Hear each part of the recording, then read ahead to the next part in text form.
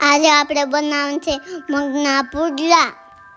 એને માટે પલાળેલા મગ, મરચી, આદુ, ધાણા, મીઠું, થોડું પાણી મિક્સરમાં આપણે પીસી લીધું છે.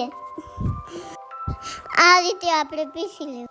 એક બાઉલમાં આપણે બાલ લઈ લેવાનું છે. 1 ચમચી ચણાનો લોટ નાખવાનો છે. ચણાનો લોટ નાખીને આપણે મિક્સ કરી લેવાનું છે. આપણે મગનું બેટર બનાવી લેવાનું છે. આ લોટીમાં નાખીને પુડલો બનાવી લેવાનો છે.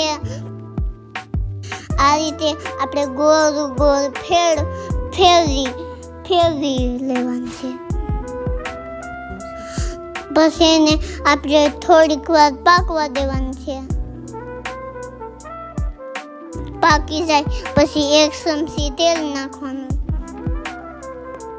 પુડલાને આપણે બે બાજુ ફેરવી લેવાનું છે. ધીમે ધીમે કરીને ફેરવી લેવાનું છે.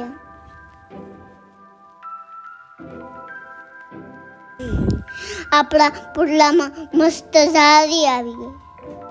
કેવો મસ્ત પુડલો બની ગયો. હવે એને ડીશમાં બહાર લઈ લેવું. આ પુડલા દહીં હારે ખાવાની બહુ. લાઈક, શેર અને સબસ્ક્રાઇબ કરી દેજો ભૂલતા નહીં. Bye bye. ટાટા.